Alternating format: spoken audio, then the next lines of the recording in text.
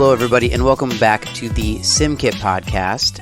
We are going to be talking about post-ROSC care, caring for the patient who has suffered a cardiac arrest and is now back to life. I have a special guest with me here today, Dr. Mike Burla. Mike, say hello to the audience. Tell them a little bit about yourself.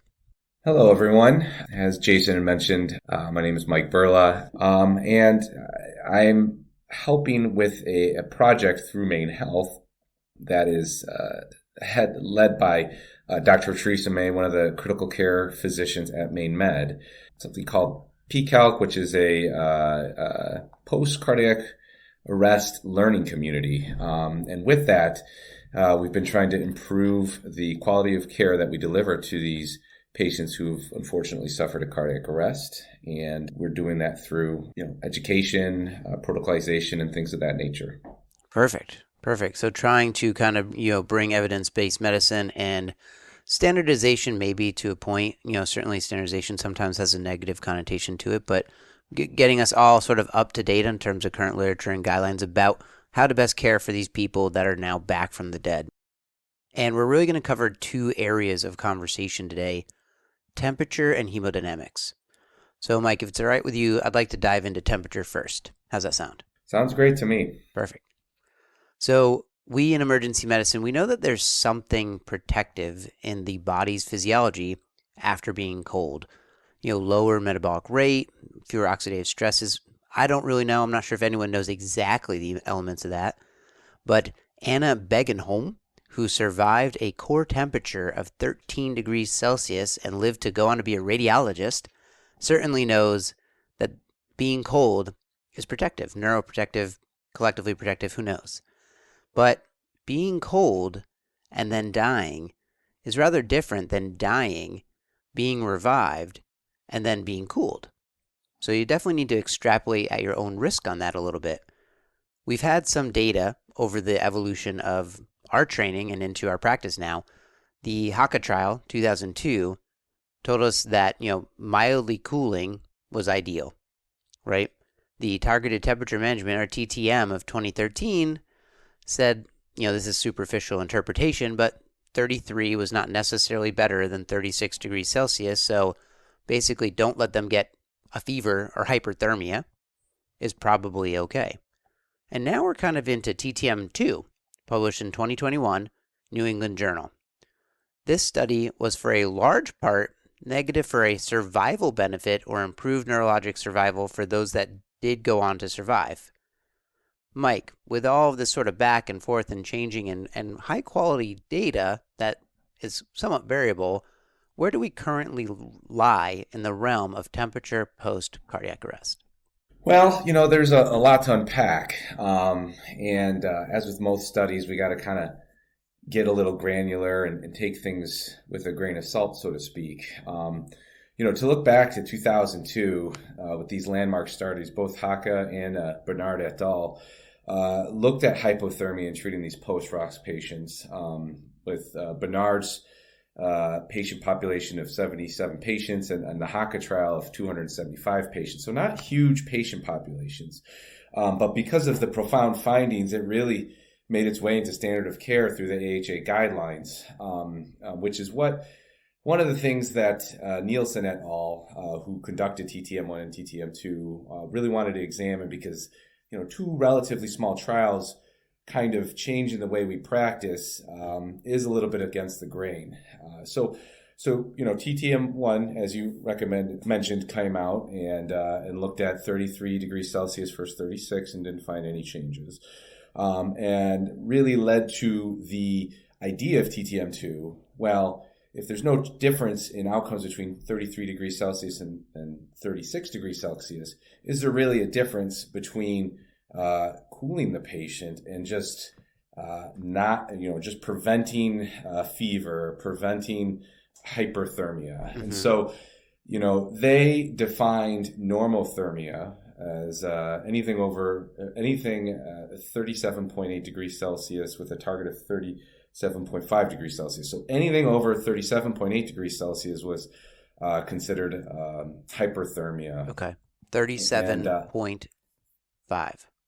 37.5. And this is for the TTM2 trial. Okay. And when you look into this trial, a very robust, like as you mentioned, it's a very well done study, a very robust patient population with the two arms being balanced, both the hypothermia arm and the normothermia arm. Mm-hmm. And the hypothermia arm had 930 patients, with the normothermia having 931. But when you really dissect the inclusion-exclusion criteria, I think this is where, we get to talking about how applicable this study really is to our patient populations. I mean, they included adult patients, non-traumatic, which makes sense, presumed cardiac causes of cardiac arrest, and a stable ROSC, which they defined as stability of 20 minutes post-ROSC.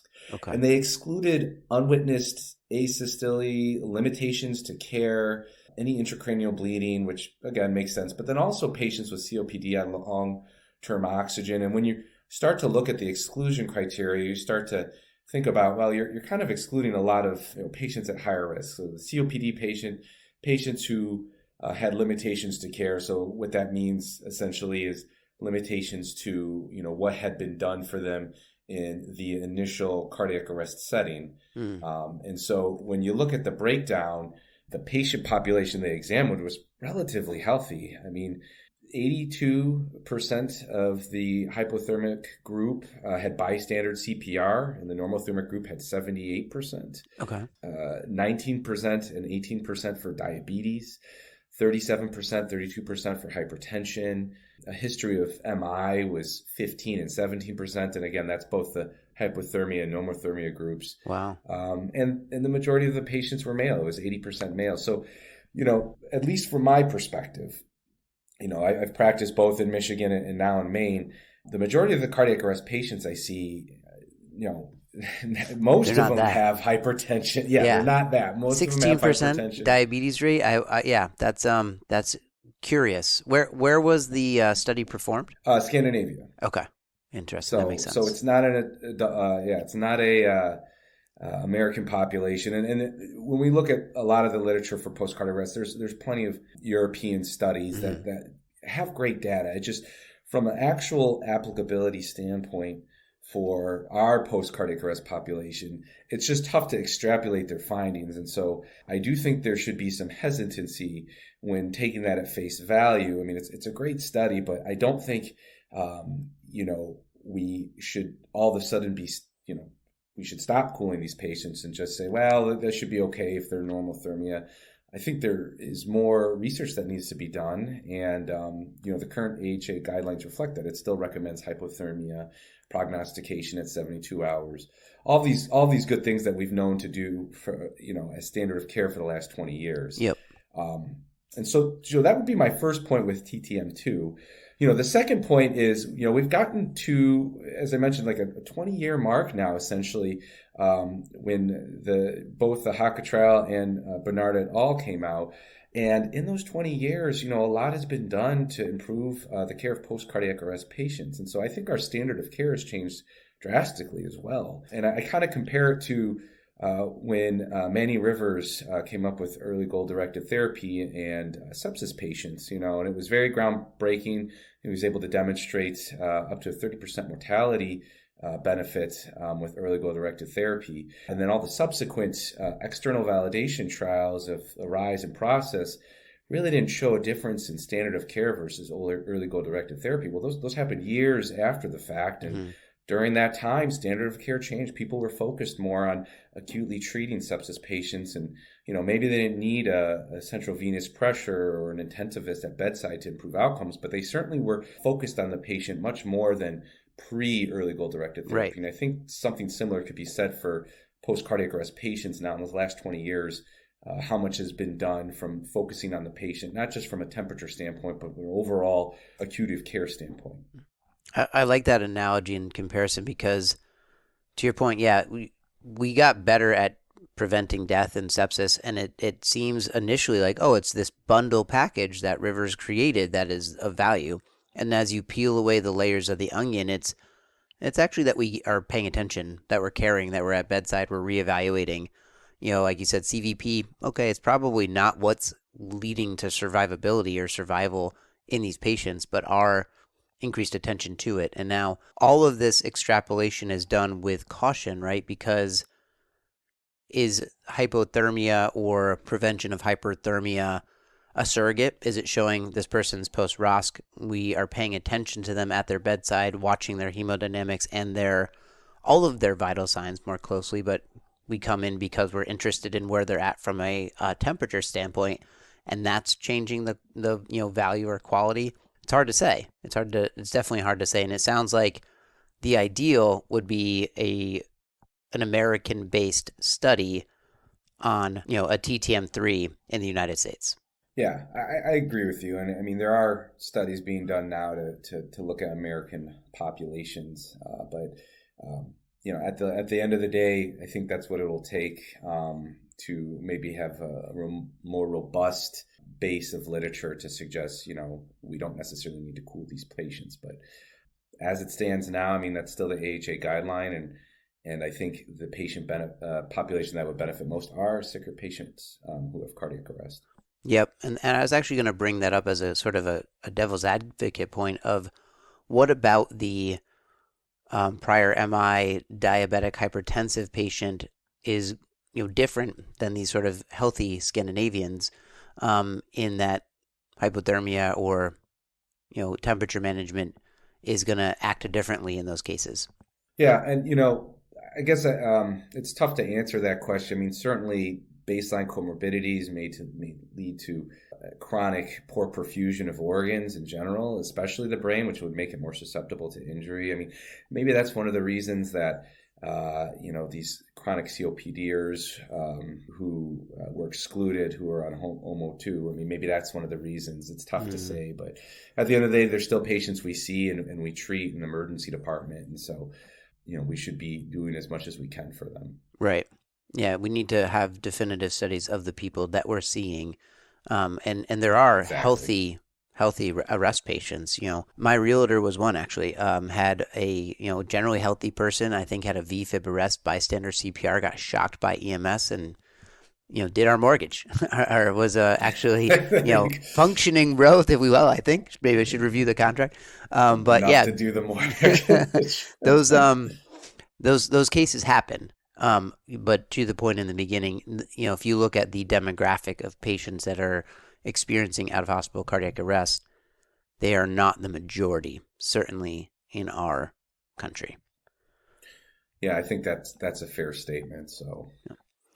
All right, so let's talk a little bit about hemodynamics. This, I have to say, is an area where I'm a little less well-versed. What are the current recommendations regarding heart rate, blood pressure, or even MAP in the post-ROSC patient? yeah, so I think this is an area where, again, probably more work needs to be done, but there's a significant amount of literature out there that already suggests blood pressure is super important to manage in these post-ROSC patients, maybe more aggressively than we think about. And it's just not something that you or I think, are exposed to as emergency medicine physicians in our training. At least I don't remember learning too much about these things when I was in residency. So just to start, the current AHA guidelines do put an emphasis on avoiding hypotension, as well as preventing hypo and hyperaxia, which is something we can certainly get into at some other point, because I don't think we have enough time during this current podcast. Now they give pretty manageable and what I would say conservative targets. So maintaining a systolic above 90 millimeters of mercury and mean arterial pressure above 65, which is that typical number we think about with sepsis or shock in general. Mean arterial pressure above 65. But there's literature out there to suggest that we really should be more aggressive. And some of this even dates back into the 90s, where there were studies done that suggest on dogs where they actually induced VFib and VTAC arrest, unfortunately, and then resuscitated them and gave medication to elevate their blood pressure, and noticed that the higher blood pressures were associated with better mortality outcomes. Now, that was extrapolated into human studies, mostly retrospectively, that looked at blood pressure associations with post-ROSC care. Now, most of them looked at the evidence of avoiding hypotension, which is what the AHA guidelines recommends, specifically in the first 24 hours, and even more specifically in the first 6 hours. Okay. Now, what was found was there's a few studies out there. So there was one study done by Stoke et al. That did look at MAP 2 hours post cardiac arrest that demonstrated a mean arterial pressure above 75 was associated with better neurologic outcomes, which is higher than the typical 65 we think of. Now, that specific study, they did have at the hospital protocolization where if a MAP dropped below 70, they would give epi. Okay. Which isn't typical standard of practice in the United States. And so, but it still was an important finding. Fast forward to the 2000s, 2010s, and even now, there's been multiple retrospective studies that have kind of reflected, these type of findings. So, some of the more recent studies have demonstrated kind of this 6 hour mark of preventing hypotension. There was a study done at a single center institution between 2009 and 2012 at Cooper University, New Jersey, where they were able to assess neurologic outcomes with the mean arterial pressure, and they found that a mean arterial pressure of 70 was more, 70 and up was more associated with better neurologic outcomes than below. Retrospectively? Retrospectively. Okay. All these other ones are retrospective. Yeah. And the next one, kind of in that same timeline, the Finn resuscitation group, so a Finnish group, looked at a cohort of 412 patients from 2010 to 2011. And again, have found good neurologic outcomes or better neurologic outcomes associated with a higher average MAP within the first 6 hours. Okay. And a lower MAP in that first 6 hours was associated with worse outcomes. And so, there's several studies that I can provide the links to, kind of going over the benefits of aggressive blood pressure management, specifically in the acute setting of post-ROSC care, that have been associated with better neurologic outcomes. There's currently a prospective study going on as well in the United States, and we'll see what that shows. But because of this literature, which again is not something when I was training really was emphasized on, and I mean, I graduated residency in 2017, so it's not that long ago. Right. We're currently, at least with the PCAL group that we have through Maine Health, advocating to try and achieve a MAP of 80 with our post-cardiac arrest patients. I mean, and the theory I think makes sense. You're trying to adequately perfuse the brain as much as possible. And any dips, I mean, it's well documented, any dips in pressure in that first hyperacute setting, it just leads to poor neurologic outcomes. It can be devastating. Sure. Interesting. And so, we're going to get those references into the show notes for you all. But to summarize what you were just going over, Mike, we have some animal model data that suggests that higher MAPs or higher pressures are, beneficial from a neurologic standpoint or neuroprotective, animal model based. We have some retrospective data correlating higher probably cerebral perfusion pressures, but we're looking at MAPs realistically. Yes. With improved neurologic outcomes. And we have the AHA recommendations of a MAP greater than 65 and a systolic blood pressure over 90, targeting that sort of magic time of 6 hours post-ROSC, but ideally for the first 24 hours post-ROSC.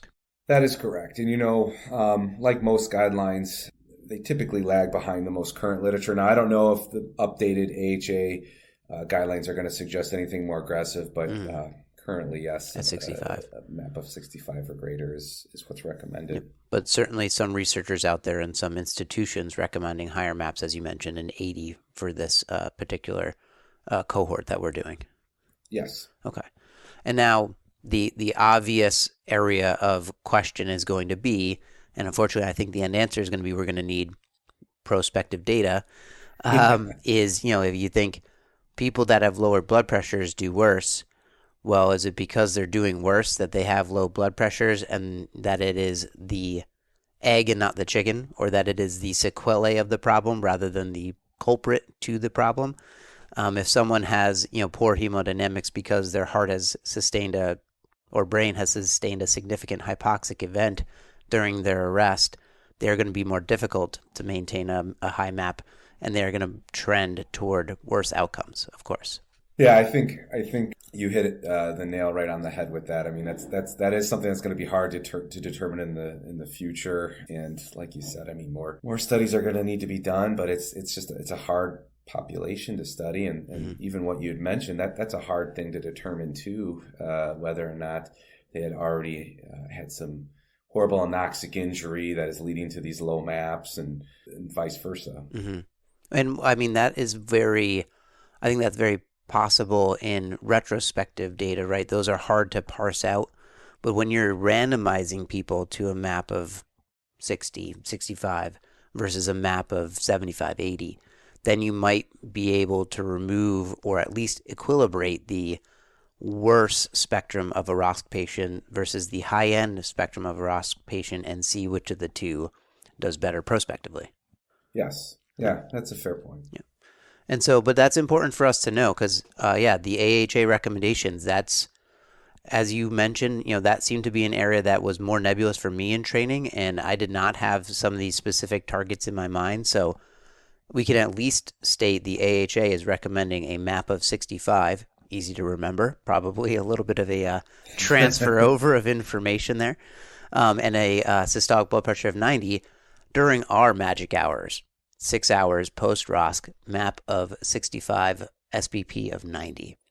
Exactly. And, that, like you mentioned, those are our hours. This is literature that I think most intensivists would be familiar with, but the reality is it's the emergency medicine physician that's caring for these patients during these very critical time in the patient's trajectory, care, for lack of better words, trajectory, prognostication, things of that nature. Yeah. And now tell me a little bit if you have, a personal sense or a data-based driven opinion on agents. So what's the best agent or combination of agents to achieve these targets for patients? I have to say that I've probably been a little rudimentary in my approach and kept it simple in that, we use epinephrine in a CLS. We use epinephrine in the patient who's experienced a cardiac arrest. Now, Paramedic 2 trial is going to certainly put a little bit of a wrinkle in the idea of the utility of epinephrine in managing an arrested patient, but I've sort of translated now, if this person gains ROSC, we've been using epinephrine in the creation of that ROSC for that patient, and they transition often onto epinephrine for their hemodynamic care. Is that the right approach? Is norepinephrine better? Is there a better agent or a combination together? So, Mike, what agent or agents should we be using for the hemodynamic parameters we just reviewed? Well, I think you'll start to notice a theme. It's a little up in the air exactly what we should or shouldn't be using. Now, there is some literature out there to suggest norepi might be a better choice. But before we get there, just to touch on the Paramedic 2 trial, I do think there is some controversy with this topic. It makes sense, right? Epinephrine is very similar to norepi, but theoretically, you're maybe getting a little bit more squeeze out of the heart. There's a little bit more positive inotropy in epinephrine, and so it's like the thought is maybe we do that as a drip. And like you said, we're already using it in resuscitation now. The Paramedic 2 trial was able to take a pretty good look at resuscitating out-of-hospital cardiac arrest patients with epinephrine, which is something we do on a daily basis. It's something our EMS providers do. And they had 8,014 patients randomized across 5 ambulance services in the UK, where they had epinephrine versus placebo resuscitation. And between the groups, what we would expect, epinephrine did have ROSC achieve more. It was 36% versus 11. However, they were associated with worse neurologic outcomes, which was 31% worse neurologic outcomes compared to 11% with the placebo group, which, it kind of leads us in this kind of dilemma where, epi from the beginning in resuscitation really isn't evidence-based. Again, it's, we continue to touch on this. It's a hard patient population to study. But it makes sense in the fact that it's catecholamine. It has positive inotropy. We're trying to get the heart going to perfuse the organs to get the person resuscitated and doing as best we can to keep them alive or get them back to life. But one thing that this study didn't really look at is these patients who ended up with, while the patient populations were randomized between placebo and epinephrine, and they were able to kind of control the comorbidities, the reality is the patients who may have been sicker in both groups may have actually survived to get to the hospital, as opposed to the patient who may have been sick and received the placebo and didn't. And those were associated with worse outcomes, but maybe they were just sick at baseline, And so I think the study shed some great light. Is epi really helping us out in these instances? But the reality is, I think there's still a lot of unknown out there. Is, well, our sickest patient populations, would they have survived to the hospital without epi? And maybe in general they have more worse neurologic outcomes, but maybe some of those patients don't. Yes. So, from that perspective, I think that there's still some questions. Now, from a ROSC standpoint, as we had mentioned earlier, it's really important to prevent hypotension, to continue drip, because I've traditionally done that too. Let's just keep them on the epi. Let's keep it going. There's some recent literature to suggest that norepi might be better. Just published this year in intensive care medicine. I'm going to butcher the name, but Bogian et al. Okay. Was able to compare epi and norepi in a pretty robust patient population, 766 patients across 5 hospitals. And among these patients with post-ROSC care, epinephrine was associated with higher all causes of mortality and cardiovascular causes specifically. There's other studies that have been done too, specifically looking at cardiogenic shock, epinephrine versus norepinephrine, and epinephrine was associated with refractory hypotension, refractory shock. Interesting. It's just things we don't think about when we're in the emergency department, because we're seeing the patient hopefully only for a couple hours. I mean, the way things have been, we've been holding on patients longer. Right. But the reality is, these agents are being looked at closely in the ICU, and I think at the end of the day, as long as you're able to achieve aggressive blood pressure management and preventing hypotension with whether it's norepi or epi, you're doing the patient right. But literature is suggesting norepinephrine's probably a better agent in these post-ROSC patients. And that's something that our intensivists are currently recommending. So is that? Yeah, I think a lot to unpack there. Back on the paramedic too, I think my takeaway on that was we don't want a weekend at Bernie's people. We don't want bodies that are alive with dead brains. And so if it's going to be effective, it seems like we want it. The early dosing makes sense to me. Give it in the college effort. To not be particularly academic in the descriptor of that. But at 25 minutes 25 minutes into the resuscitation, do we really need to be giving boluses of 1 milligrams of epinephrine? Probably not. 40 minutes? Probably not. We're bringing back dead bodies. But to the post-ROSC patient, yeah, I think that makes sense. I mean, we are probably more facile with norepinephrine drips because of their utility in sepsis in the ER. And certainly, so if you're saying that the data has a signal toward it being more beneficial, that makes sense to me as a start point. For those of us that are, consider themselves resuscitationists, or at least if they are POCUS friendly or capable, we can look at the heart and see, right?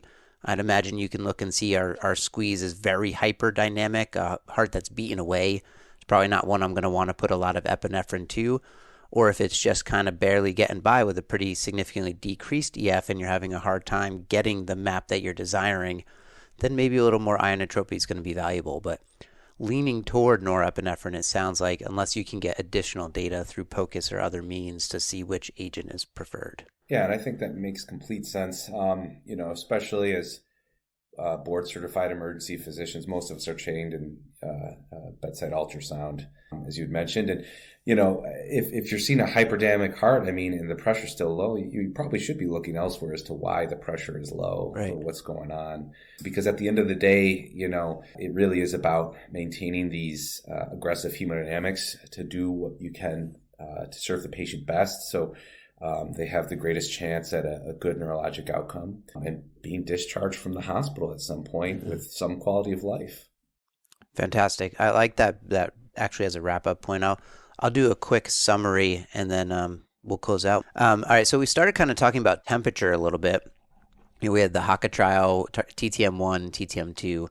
We've seen through the data over that time frame saying, okay, maybe really cold is good. Maybe just not having a fever is good. And then TTM2 has kind of been more of the, maybe we just don't, we don't need to be doing true hypothermia as TTM2 showed. But Mike pointed out that there is a little bit of an apples and oranges comparing that patient population to the average American who experiences cardiac arrest. Probably not enough definitive data right now from Dr. Burla's perspective and our group's analysis of that data to fully abandon the idea of temperature control in these patients, and something that you should be looking at with your ED group as well as your intensive care physicians to decide where you guys land on that final decision point. We then went on and talked a little bit about hemodynamics and the management of blood pressure after cardiac arrest. We dove a little bit into the Paramedic 2 trial and the idea of epinephrine to bring people back, but mostly we were focusing on what should be our maps and our goals when we bring someone back, truly back. And you mentioned that the American Heart Association recommendations right now are for 65, a map of 65 or higher, and an SBP target of greater than 90. But there is some data supporting higher targeting maps. And again, if you and your intensive care group are pursuing those, there's data to support your decision. As you mentioned, our group is targeting a map of 80. And we went over how to achieve this. And norepinephrine probably could be our lean in these patients. One, there's a signal in the data to support it. Two, our nurses and ourselves are pretty comfortable with dosing it. All in all, we need to think about what's best for that patient in front of us, right? Knowing their comorbidities, knowing their downtime, knowing what we're seeing in their recovery. These are difficult patients to care for. We do not want to bring them back to later be pronounced in the ICU, but we also want to give them the best chance at a proper neurologic survival as we can. And there's certainly more prospective data that's needed, but this is helpful to guide the care that we provide in the ER. How'd I do, Mike? I thought that was brilliant. Thought it was a really good summary. Obviously, there's so much more we could talk about. Yep, there's plenty to talk about in these patients. They are fascinating. They're fascinating because they're cognitively challenging. They're procedurally heavy. We have the potential to really influence the course of someone's life, a family's trajectory, both for the positive, but also, as we mentioned briefly, in the negative direction as well. So we want to be up to date on this stuff. We want to do the best we can for the patient in front of us with the current data we have. Well, Mike, thank you so much for chatting with us on this. Again, folks, we're going to put all of the references that we put together in the show notes for you to review. If you do have questions on the topic matter, we'll have points of contact for ourselves so that we can talk through things further. If you have contrary points, we would love to hear your perspective, your opinion, because this is an area that's growing, evolving quickly, and it's going to continue to do so. So hopefully this has informed your care some. Mike, thank you so much for joining us today. Thank you so much for having me. It's been a pleasure. Thank you for joining us today. In addition to this awesome foam content, SimKit offers procedural training kits that deliver right to your door, 30 minutes a month practicing these halo procedures needed to take care of these critically ill patients. Check out the link at the bottom of the show notes for more.